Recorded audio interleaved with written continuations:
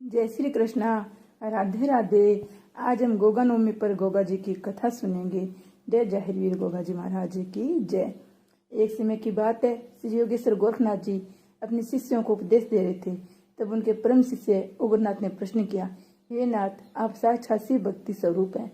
आप भक्तों के उद्धारित अवतार धारण करते हैं। ये परम गुरु, कलयुग के प्रभाव से जिसमें मनुष्य की बुद्धि मलिन होकर पापों में लिप्त हो जाएगी, उसमें मनुष्य घोर पापों को करने लगेगा, जिसके कारण भूमंडल पर अशांति छा जाएगी। उसमें धरती पर इन घोर पापों के प्रभाव से विभिन्न रोग फैल जाएंगे, संसार में भूखमरी बढ़ जाएगी। हे योगेश्वर, ऐसे घोर कलयुग में दान पुण्य तीर्थ यात्रा का पुण्य बिखर जाएगा। तो कौन सा शुभ कार्य होगा जिसके करने से मनुष्य जाति का उद्धार हो सकेगा।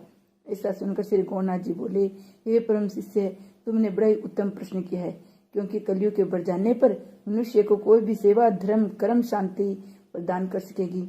मनुष्य विश्व में लिप्त हो जाएंगे, योगी ज्ञानी बहुत कम रह जाएंगे। ऐसे समय मेरी अंश अवतार जाहिरवीर गोगा के व्रत पूजन से मनुष्य का कल्याण हो सकेगा। इनके व्रत पूजन से बांझ स्त्री पुत्रवती हो जाएगी, निर्धन धनवान बन जाएंगे, ऐसा रोगी आरोग्य सुख को प्राप्त करेंगे, मूर्ख को भी ब्रह्म ज्ञान की प्राप्ति हो जाएगी। अर्थात इनके व्रत पूजन से मनुष्यों की निश्चित ही समय मनोकामनाएं सिद्ध होगी। इनका उपासक संसार में समस्त सुखों को भोगकर अंत में शिव लोक को पहुंचकर परम आनंद में विलीन हो जाएगा। ये शिष्य, केवल तुम्हारे प्रश्न करने पर यहाँ संतों भक्तों को विश्व कल्याण हेतु अब मैं जाहिरवीर गोगा की व्रत कथा सुनाता हूँ। आप सभी ध्यान पूर्वक सुनो। बोले जाहिरवीर गोगा जी की जय हो। जाहिरवीर जी की व्रत विधि। गौरनाथ जी बोले, हे भक्तजनों, पिछले अध्याय में आपने श्री जाहिरवीर गोगा के व्रत पूजन से होने वाले लाभ को सुना। अब मैं कथा प्रारंभ करने से पहले श्री जाहिरवीर गोगा जी के व्रत पूजन की विधि का वर्णन सुनाता हूँ, क्योंकि बिना विधि के कोई भी यज्ञ पूर्ण नहीं होता।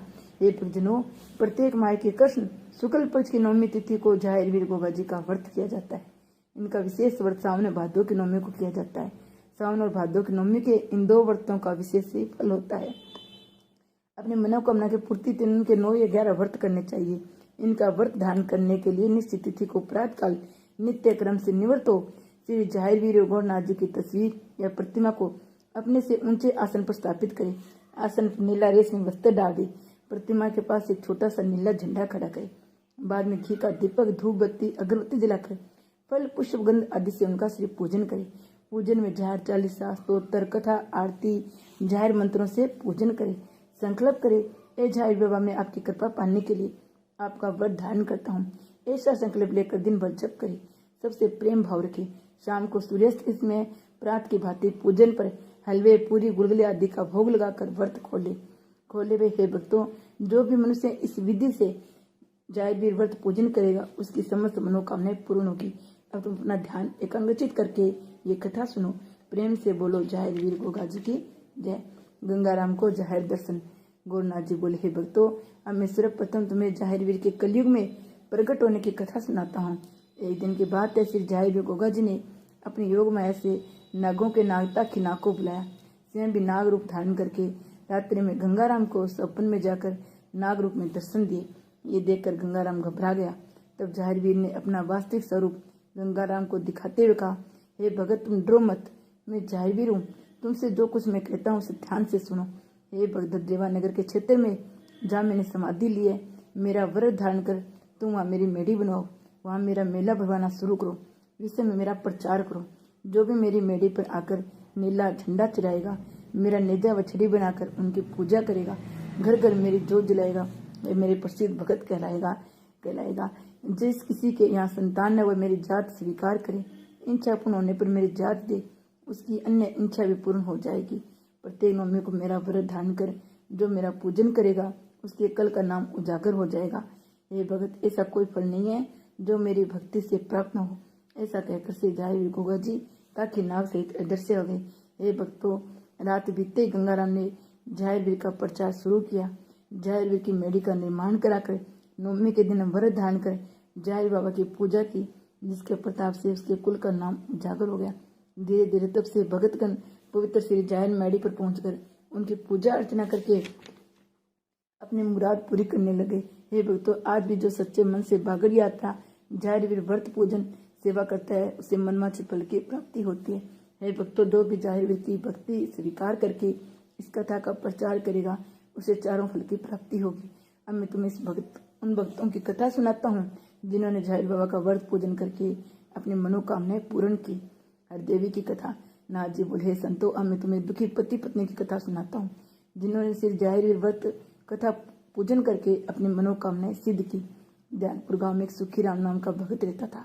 दुर्भाग्य से उसकी कोई संतान नहीं थी, जिसके कारण सुखीराम उसकी पत्नी हरदेवी बड़े दुखी रहते थे। एक दिन की बात है, सुखीराम की पत्नी हरदेवी अपनी सखियों के साथ जंगल में लकड़ी लेने चली गई। जंगल में जाकर उसकी सखियां आपस में बातें करते हुए कहने लगी, जिस दिन इस मांझ के सुबह दर्शन हो जाते हैं उस दिन भोजन तक नहीं मिलता है। ये बात हरदेवी ने सुन ली, मगर अपनी सखियों को कुछ नहीं कहा। मन ही मन रोते हुए लकड़ी लेकर अपने घर चली आई। शाम के समय जब उसका पति मजदूरी करके घर आया, हरदेवी ने वह बात अपने पति को सुनाई। सुखीराम ने सुनकर बहुत दुखी हुआ। भगवान से प्रार्थना की, हे भगवान, हमारे यहाँ तो एक संतान देकर हमारे सिर से पुत्रहीन होने का कलंक दूर कर दो। ये कहकर दोनों सो गए। सुबह भगवान की प्रेरणा से झाहिर बाबा जोगी का भेष बनाकर हाथ में डमरू लेकर झाहिर गाथा गाते हुए ते भिक्षा मांगने के बहाने उनके घर आए। सुखीराम की पत्नी से बोले, बेटे तुम्हारे पास सब कुछ है, पर पुत्र न होने के कारण तुम दुखी हो। मैं तुम्हें एक उपाय बताता हूँ, जिसके करने से अवश्य ही तुम्हारे यहाँ संतान उत्पन्न होगी। जोगी राजा बोले, बेटी तू सावन और भादों की नवमी के दिन झाहिर बाबा का व्रत रख। विधि पूर्वक किसी जोगी को बुलाकर व्रत का उद्यापन कर।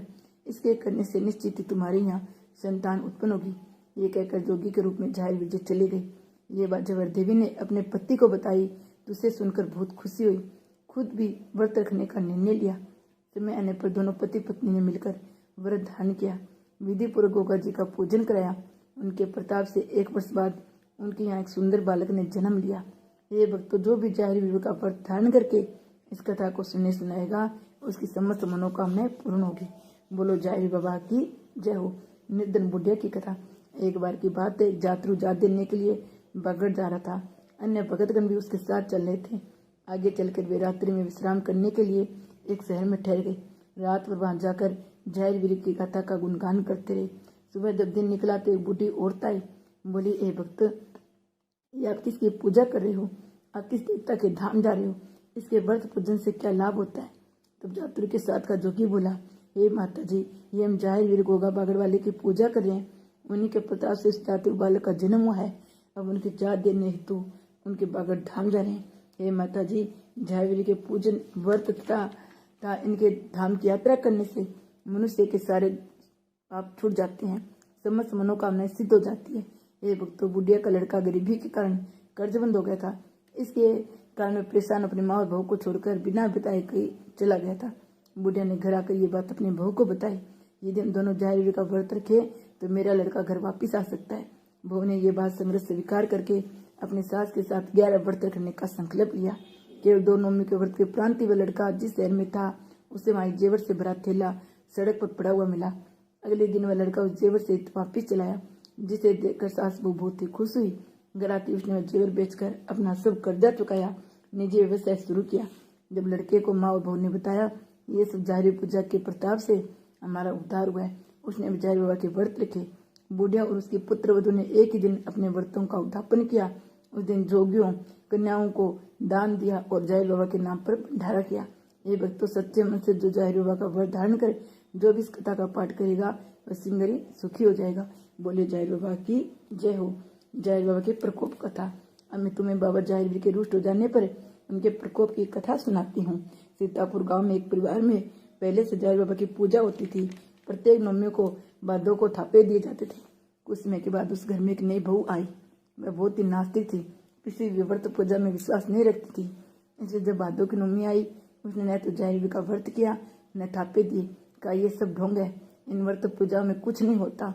ये कहने के बाद जब वो रात को सोई तो सपने में सांप ही सांप दिखाई दी। सुबह दिन निकलते जब आंख खुली तो देखा एक सिर्फ घर के दरवाजे पर है। सुबह दिन निकलते जब आंख खुली तो एक सिर्फ घर के दरवाजे पे खड़ा है। जब उसका ध्यान पीछे गया तो वहां भी सर्प खड़ा है। इस प्रकार से वहां चारों तरफ सर्प ही सर्प निकल आए। बहू घबराकर चीखें मारने लगी।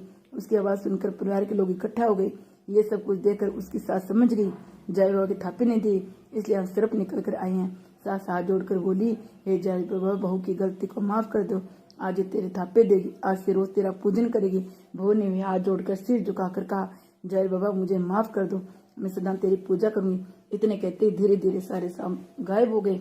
तब उनमें जाहिर रूप सर्प ने अपने वास्तविक रूप में प्रकट होकर कहा, हे देवी, तूने मेरी न तो पूजा स्वीकार की, मेरा अपमान किया है, जिसके कारण ऐसा हुआ, लेकिन मैं तुम्हें माफ करता हूँ।